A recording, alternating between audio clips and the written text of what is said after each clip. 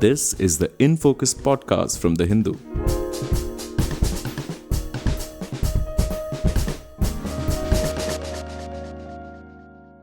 Hello and welcome to the Hindu's In Focus podcast. I am Nivedita Varadarajan.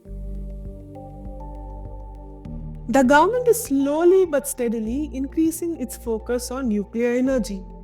On New Year's Eve, NPCIL, India's nuclear power operator, invited proposals from the industry to set up captive small nuclear reactors. With this, a key proposal in the 2024 budget is finally set in motion. What is NPCIL's proposal? Can these small nuclear reactors, or SMRs as they are called, help India Inc. become greener? And more importantly, are there any obstacles that can derail the government's nuclear push? I have with me Karthik Ganesan, Fellow and Director, Strategic Partnerships at the Council on Energy, Environment and Water with us today to answer these questions. Hello and welcome to the In Focus podcast, Karthik. Thank you so much for having me on this show, Nivedita.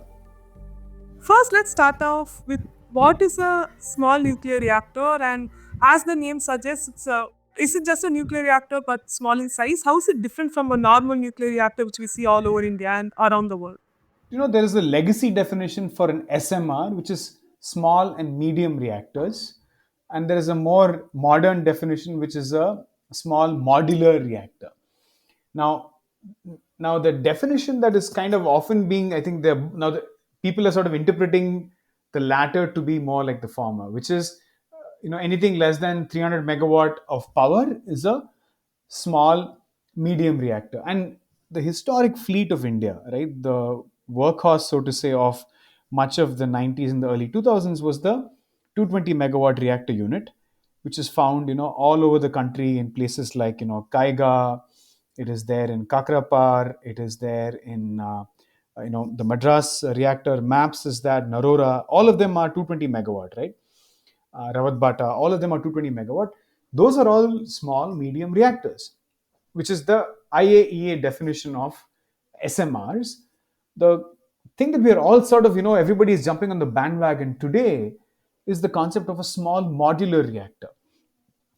The difference I feel is that a small medium reactor, which is what India has, is heavy on civil works, not that, and is on-site construction.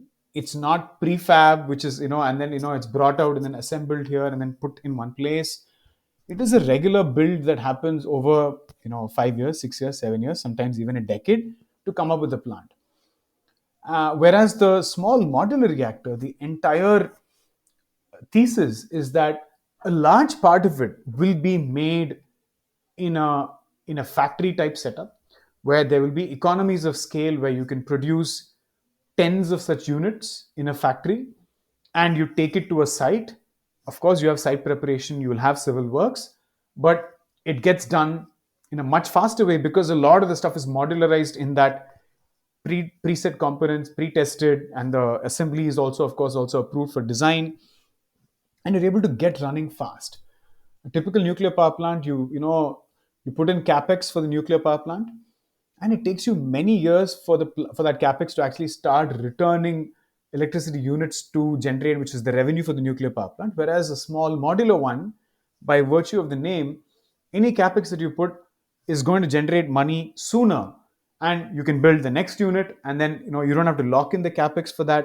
That is really the allure of small modular and nuclear reactors, which is a large part of it can be sort of prefabricated when you have the kind of scale in the demand, and then you bring it to a particular site, or that prefabricated elements basically come together, and then you're able to basically build.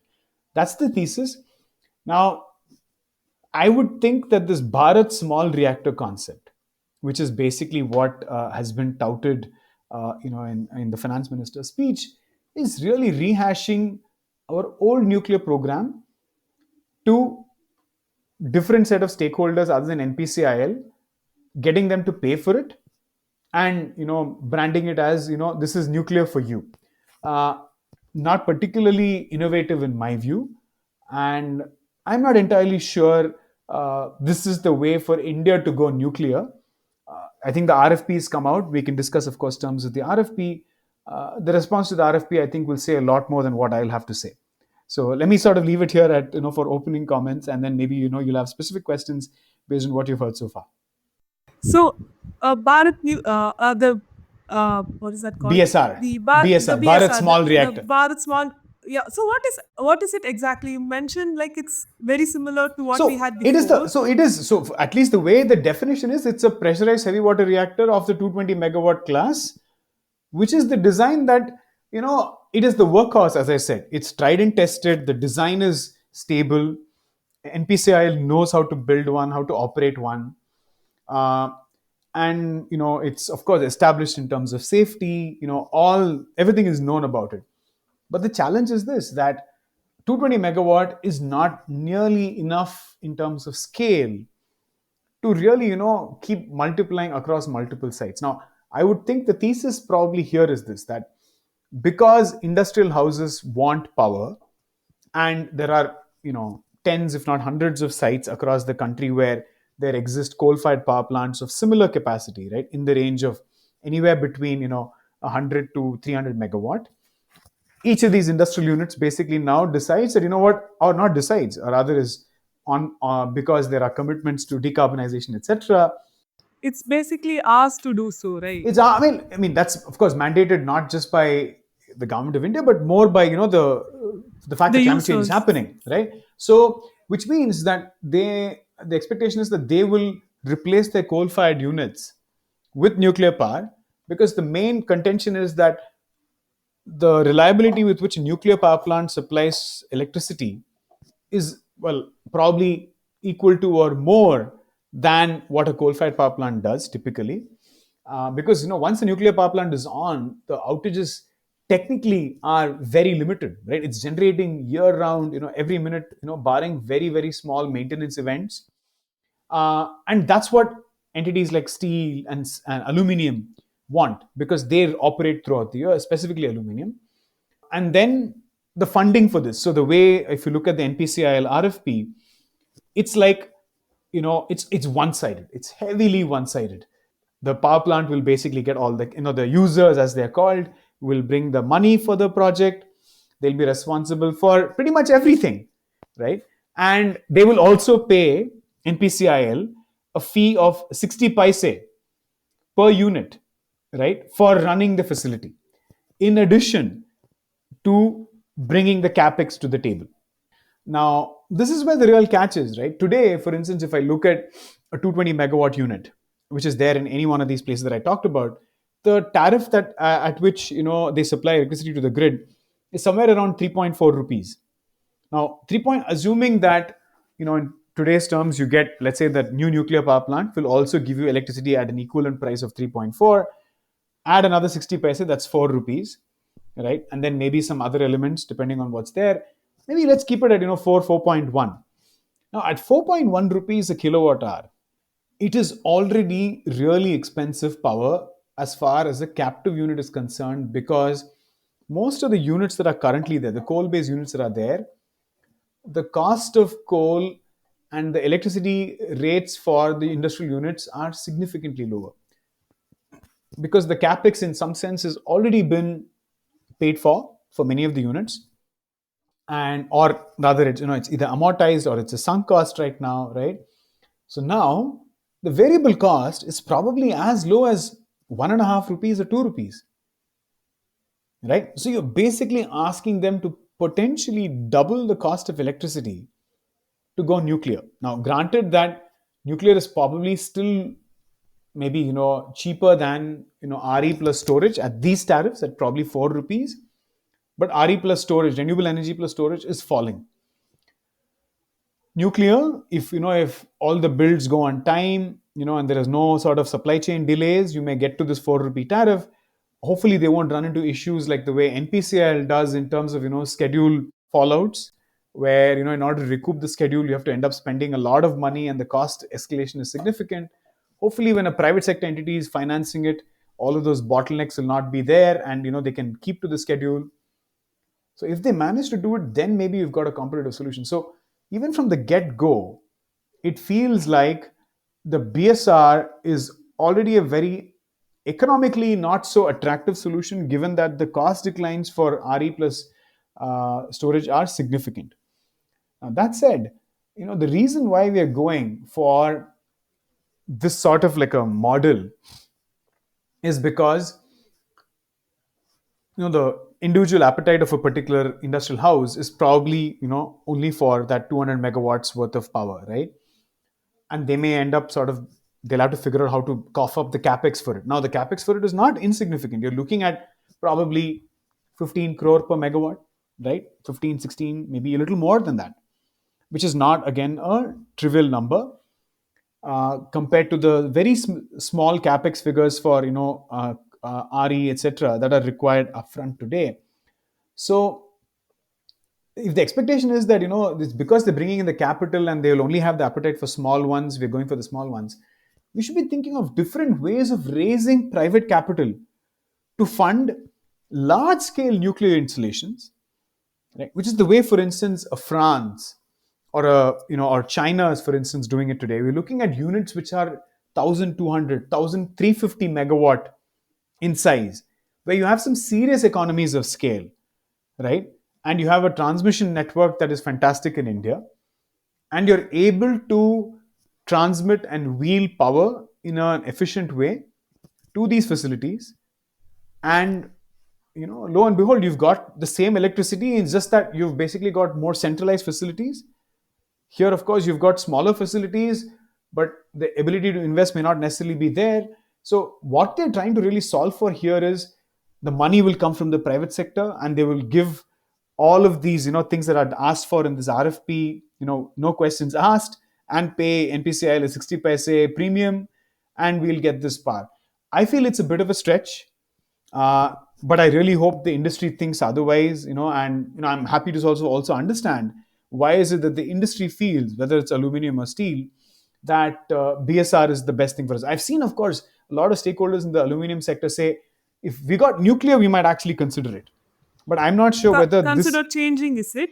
Consider changing. They've asked this because they are not convinced by the fact that renewable energy plus storage will give them the tariffs that they desire, which clearly is not there. I'm not sure whether they anticipated nuclear energy to give them tariffs that are lower. But if the computation, very crude, is at somewhere around 4.1 rupees per kilowatt hour today, whether that is attractive enough to them, I think we'll have to go speak to them. Some of these things are also not very transparent.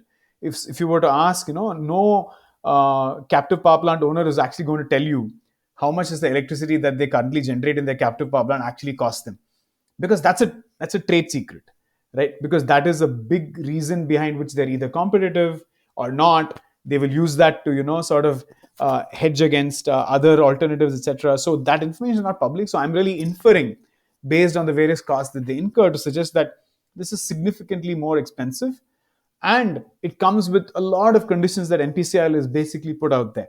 And more importantly, we've not even established the suitability of the land for installation of nuclear in all of these different sites. Now, today, if India is a country that has identified, tens of sites across the country, which you readily are able to sort of look at in a, on a World Nuclear Association or in a AARB portal, it's because a really exhaustive assessment was done decades ago, right, on the back of what do you call it, seismic suitability, distance away from thermal power plants, etc., to come up with these locations. And in some places they even put down some sort of markers and say, this is where the power plant is going to come. So Jaitapur, for instance, is one such place. Now, if all of these different units, that are spread across across the country, if they were to put up their hand and say, I want to install it, there is no certainty that that site will be suitable, right? Or that you might get the clearances, etc. Whether the we'll have the exclusion zone, etc. available. All of those are up for debate. So this is just the first step. I think the economics will certainly dictate it, but let's see, right, how it progresses from here. So when we talk about infrastructure, you are talking about the things that were needed to make the uh, one of the things about SMRs is that they were supposed you can make a thermal power plant into a nuclear reactor, right?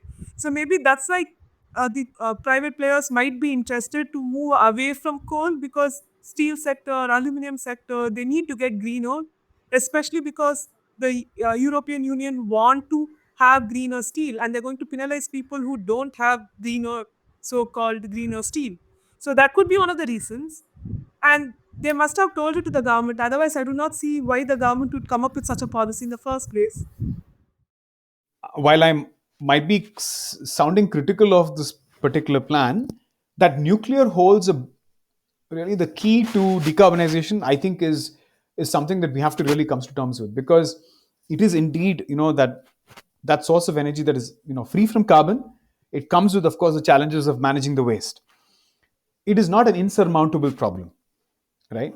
India is in fact probably the third or the fourth largest recycler of nuclear fuel waste. Russia, France, and I think maybe one other country does this pretty well. So India has a sizable program. We know how to manage it.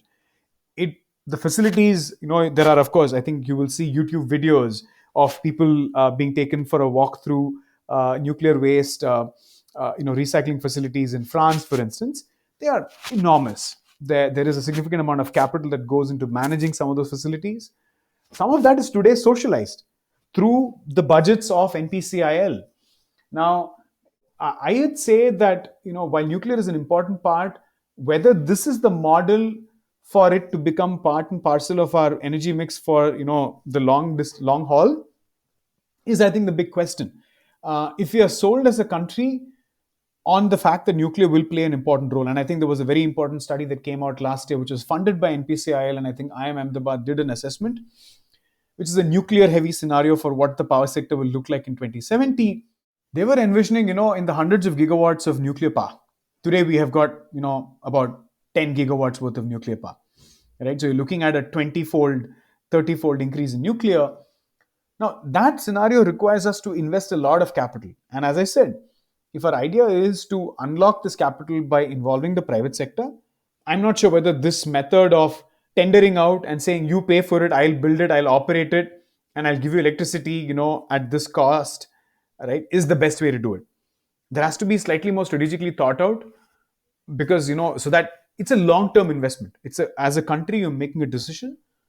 We know it has issues of not in my backyard. There could be a lot of social upheaval. Now, all of this being managed in these tens of different sites or hundreds of different sites where you'll have of 220 megawatt seems like very distant future where we'll be able to conflict manage so many different stakeholders, as opposed to large scale centralized power plants, which seems to be the case where France is building newer reactors of that size. The UK is building newer reactors of the size.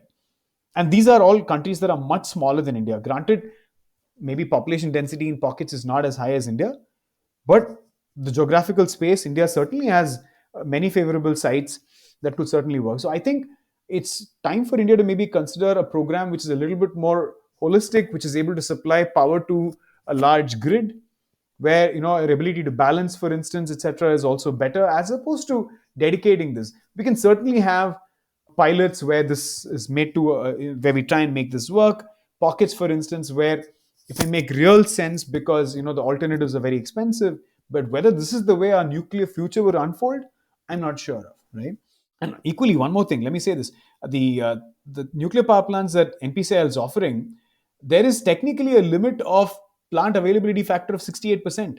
Now, we have seen that coal-fired power plants that aluminium smelters are running today are operating at 71% PLF on an annual basis.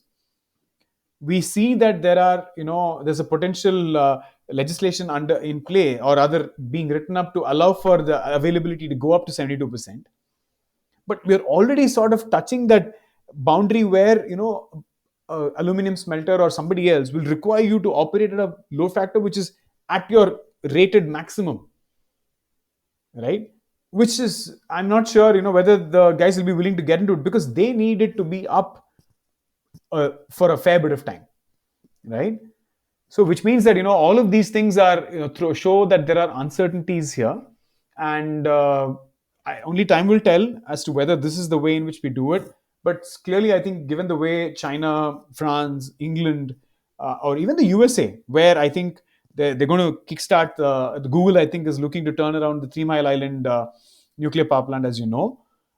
Given that there is a renaissance of sorts, I hope that we have a different way of thinking of this renaissance rather than turning to our industrial houses to sort of fund new smaller setups all over the country. That's my thinking on this. So, if this is the government is clearly going ahead with this, the small nuclear reactors, if this is step one in convincing corporates to invest in nuclear power sector, what will step two be? Yeah, so I mean, obviously, the convincing part is that there is you have mandates to basically decarbonize. India, for instance, has a carbon credit trading scheme, CCTS, or a carbon mechanism as well that's going to come. Now, all of this means that there will be already sort of regulatory and compliance pressure on industry. Now, it's upon them to see whether this is what makes most sense for me. So, in the case of aluminium, pretty much the only thing they need to do now is electricity decarbonization.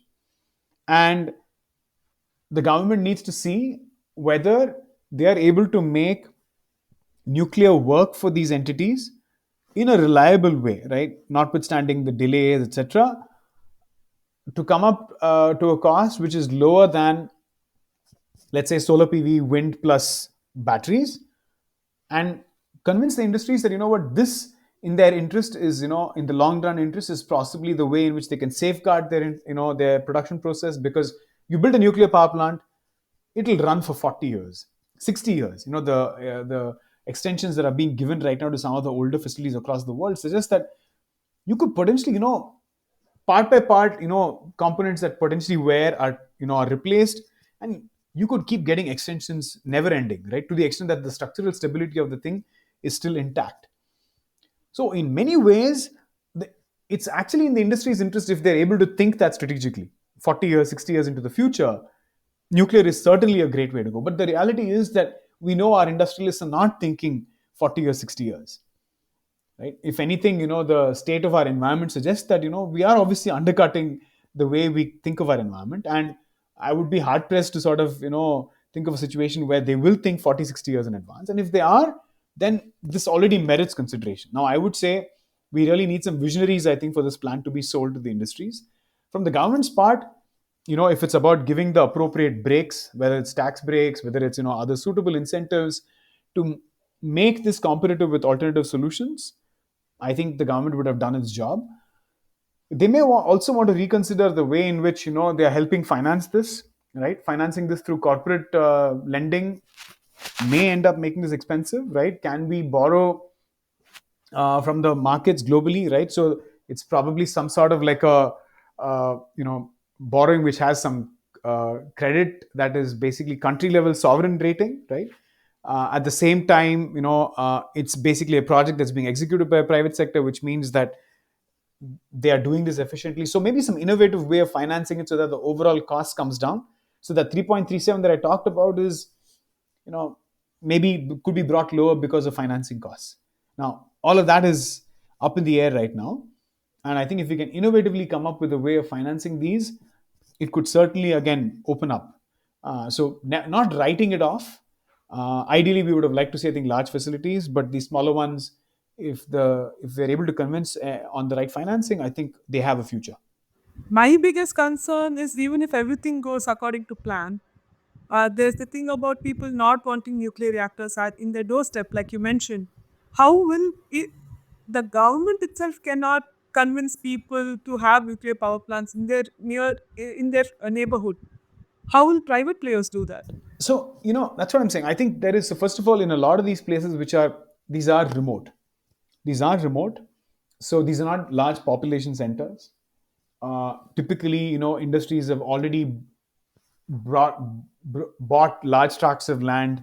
For instance, if you own a coal mine in an area, for instance, a captive coal mine, and the ash dike for the thermal power plant that you currently run, and a whole bunch of other things, chances are you've got a large tract of land which is potentially available for you, and it's possible that even the exclusion zone, etc., that is there is satisfied within the land that you currently have, which may mean that there is not too many people living within the vicinity. Now, notwithstanding that, if there are indeed there are resettlement considerations, I think these can be met in a way that the communities are heard out, right? Their concerns are heard. a country like Japan, which is starved of land space, managed to convince its communities by essentially giving them SOPs for having nuclear reactors in their backyard.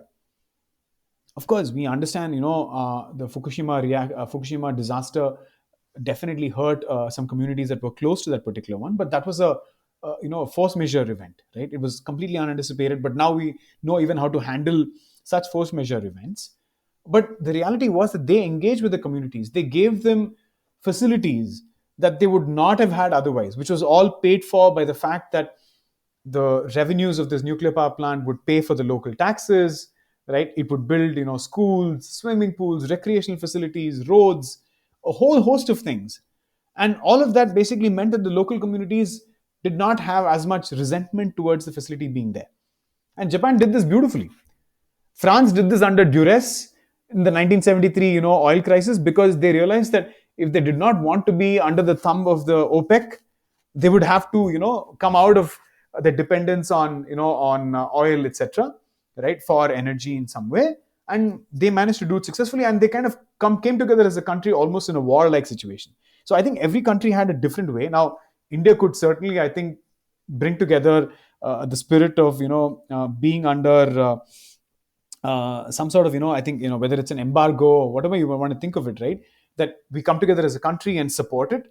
And in addition, right, you could come up with SOPs for local communities, which speaks to what they currently lack, guarantee them that, the safety record, for instance, of NPCIL is impeccable.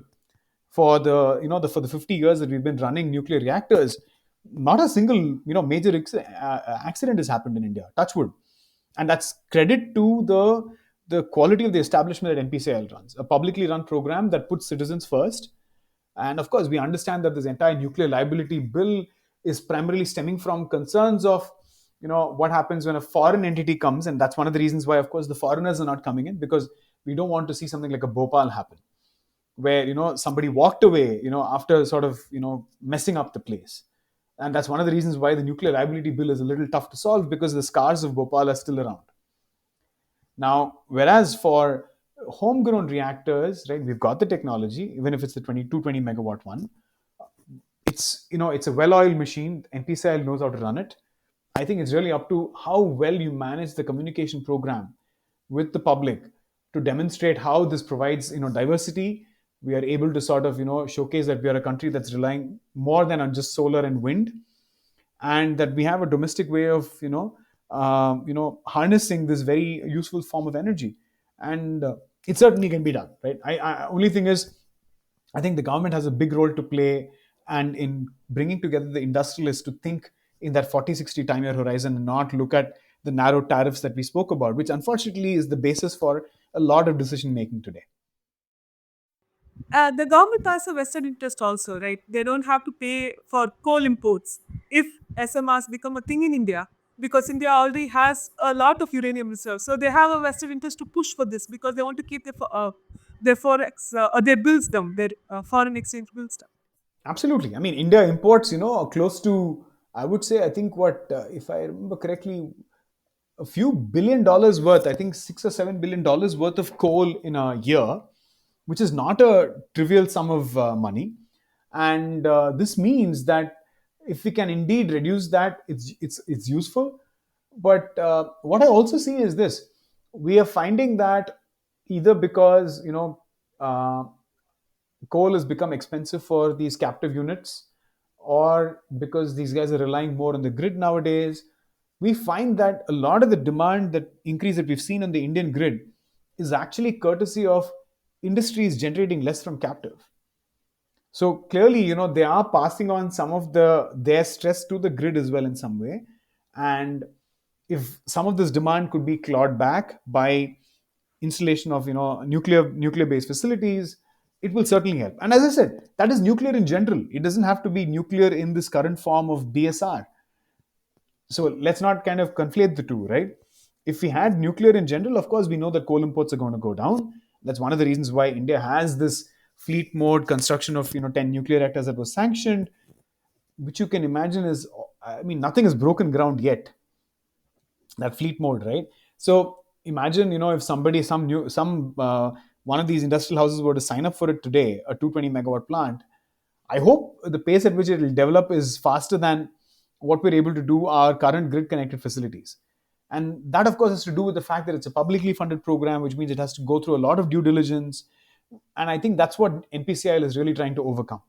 This the barriers of having being publicly funded means that you have all these protocols to comply with, in terms of who you procure from, lowest cost but of course highest quality. If you miss schedule, you're answerable of course to the CAG. All of these are problems. So some of that is certainly overcome by the private funding element here, but and it will certainly aid a lot of things, right? Whether it is reduction in air pollution coming from thermal power plants. We know that captive power plants are a source of emissions in the remote areas where they are. Coal, at the end of the day, is a polluting fuel. There is savings on forex. It is reliable electricity. It is available at all times of day. So a lot of benefits. So I think that the benefits certainly outweigh it. And for that reason, again, we need to figure out how do we socialize some of these gains, even if it means electricity at 4 rupees 10 paise. How do we socialize the gains so that we're not narrowly looking at what is this cost compared to what I was getting from the CPP? That's what the industry is doing. The industry is doing that simple math. They're not necessarily looking at what's in it for the people of India. They're looking at it as what is in it for my shareholder. Can't fault them for it, because ultimately they're answerable only to their shareholders.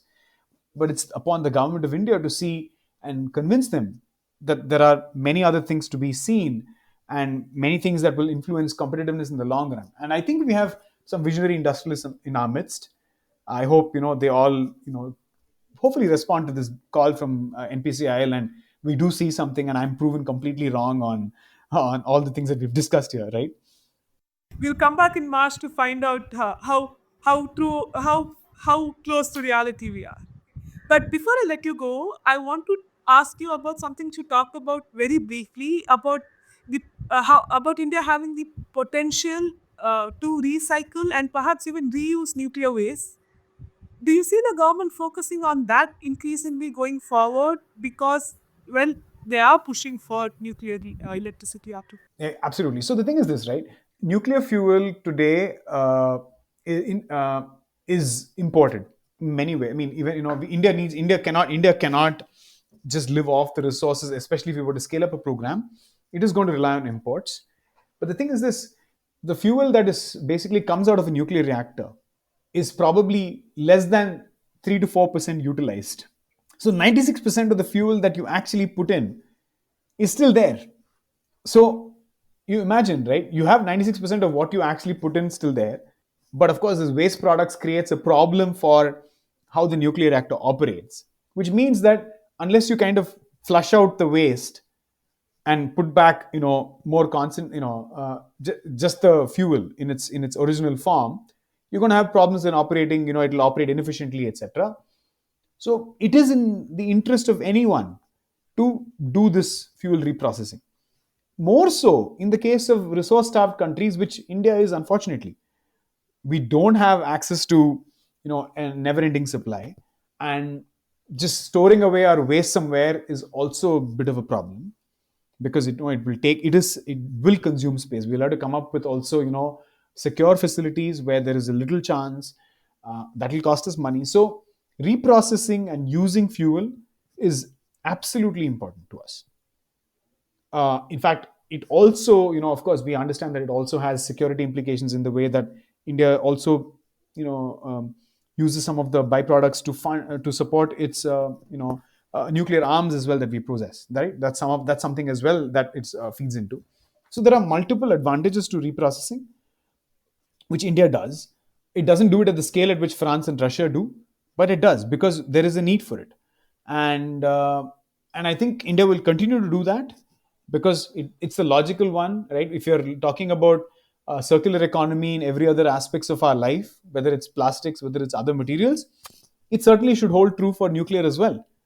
And in pursuit of any one of our other goals, right? There is a 3-stage nuclear program.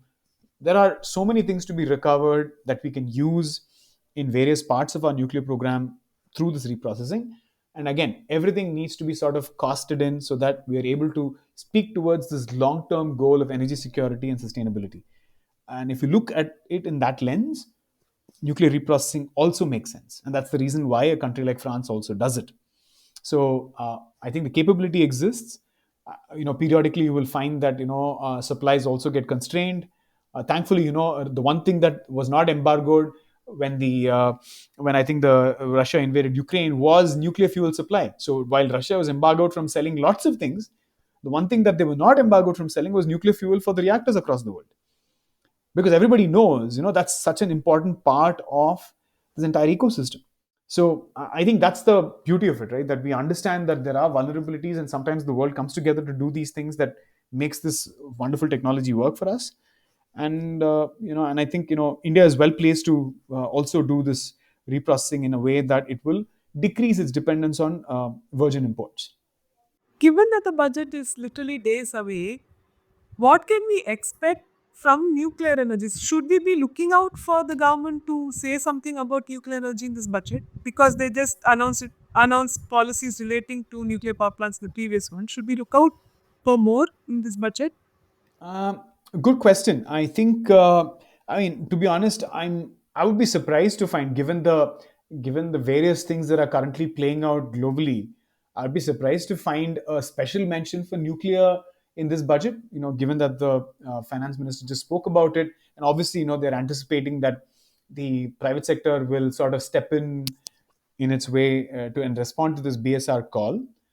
So perhaps if the BSR call doesn't go the way the government expects, maybe we could expect something in an interim, right, to sort of ensure that we are giving more clarity. See, at the end of the day, this call is also to give clarity to potential suppliers that, hey, you need to get your systems up and running to be able to supply to a program of this scale.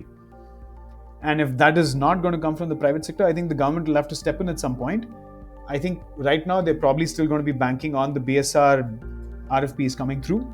And in any case, there are, as I said, already 10 plants that have been potentially planned. And I think the usual sort of budgeting process that will cater to NPCIL's builds will be sort of part of the budget. Anything beyond that is extraordinary, I would think is probably not going to come this budget. Thank you so much for joining us today. It's such an insightful podcast. Thank you for your answer. Thank you, Nivedita, for having me on this. Really appreciate it. In Focus will be back soon with analysis of the biggest news issues. In the meantime, you can find our podcast on Spotify, Apple Podcasts, Stitcher, and other platforms. Just search for In Focus by The Hindu. We'll see you soon.